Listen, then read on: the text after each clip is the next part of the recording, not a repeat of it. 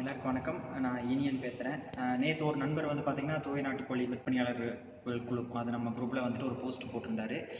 என்னன்னு பார்த்தீங்கன்னா, நான் நாட்டுக்கோழி வளர்க்குறதே வெறுத்துட்டேன், ஊசி போட்டும் பயன் இல்லை அப்படிங்கிற மாதிரி நான் போட்டிருந்தாரு. இது வந்து பார்த்தீங்கன்னா இப்போ குழு ஒரு 83,000 பேர் இருக்காங்க. நிறைய பேர் இந்த கமெண்ட் பார்த்துட்டு ஒரு வேளை இந்த தொழிலுக்கு புதுசாக வர்றவங்க வந்துட்டு இதனால் வந்துட்டு எப்படி சொல்கிறதுங்க, ஒரு டிஸ்கரேஜ் ஆக வாய்ப்பு இருக்குது. அவங்க வந்துட்டு இப்போ ஒருத்தவங்க புதுசாக வர்றாங்கன்னா அவங்களை நம்ம ஊக்கப்படுத்துகிற மாதிரி இருக்கணும். இவர் போட்ட கமெண்ட் வந்து பார்த்தீங்கன்னா நிறைய பேர் கமெண்ட் செக்ஷன்லேயும் பண்ணியிருக்காங்க. புதுசாக வர்றவங்களுக்கு வந்துட்டு கொஞ்சம் பயமாகவும் இருக்கும், என்ன இது அப்படிங்கிற மாதிரி, அந்த மாதிரி பயமாக இருக்கும்.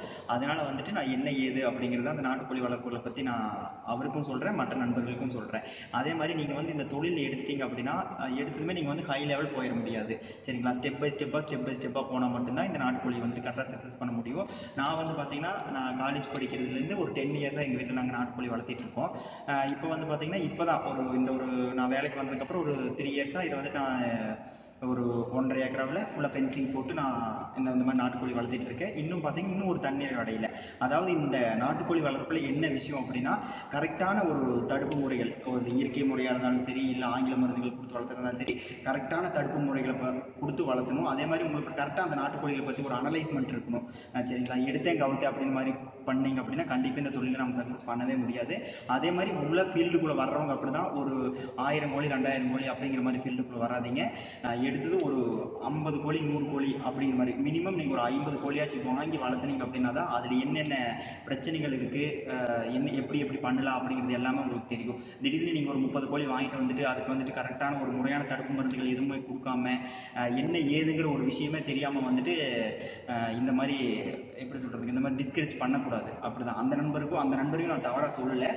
என்னென்னா அவர் இருக்கிறது ஒரு ஆதங்கத்தை அவர் இங்கே வெளிப்படுத்தியிருக்காரு. அதாவது நான் என்ன சொல்கிறேன் அப்படின்னா, உங்களுக்கு என்ன சந்தேகங்கள் இருந்தால் கூட நம்ம குரூப்பில் நீங்கள் போட்டு கேட்கலாம். இந்த மாதிரி இப்போ என்ன தடுப்பு மருந்து கொடுக்கணும், இல்லை இயற்கை முறையாக எது கொடுக்கணும், ஆங்கில மருத்துவம் எது கொடுக்கணும், எந்த கோழி இனம் சிறந்தது, எந்த கோழி வகை சிறந்தது, அதில் நிறையா இருக்குது. சிறுவடை, பெருவடை, முட்டைக்கழுத்து, அப்போ அசில், சண்டை சேவல், இந்த மாதிரி இருக்குது. எந்தெந்த இனங்கள் நம்ம எடுத்து வளர்த்தலாம், உங்களுடைய ரெக்யூர்மெண்ட் என்ன, உங்களுடைய எவ்வளோ இடம் இருக்குது, என்ன ஏதுங்கிறது எல்லாமே நீங்கள் குழுவில் போட்டு கேளுங்க, சரிங்களா? அந்த மாதிரி பண்ணுங்கள். நீங்கள் வந்துட்டு முறையான தடுப்பு மருந்து கொடுத்து வளர்த்தீங்கன்னா இந்த மாதிரி பிரச்சனைகள் எல்லாமே நீங்கள் தவிர்த்திடலாம். அதை தான் நான் இப்போ இந்த வீடியோ வழியாக சொல்ல வரேன். இந்த வீடியோ வந்துட்டு நான் நேற்றே இந்த போஸ்ட் பார்த்தோமே நான் ஒரு லைவ் வீடியோ போடலான்ட்டு தான் இருந்தேன். எனக்கு நேற்று வந்து பார்த்தீங்கன்னா டைம் இல்லாததுனால நான் இன்றைக்கி இந்த லைவ் வீடியோ நான் போட்டிருக்கேன். ஸோ எதாக இருந்தாலும் நீங்கள் எங்கள் குரூப்பில் போடுங்க. அதே மாதிரி உங்களுக்கு என்ன சந்தேகங்களாக இருந்தாலும் நீங்கள் குரூப்பில் கேளுங்க, சரிங்களா? அவ்வளோதான். நன்றி.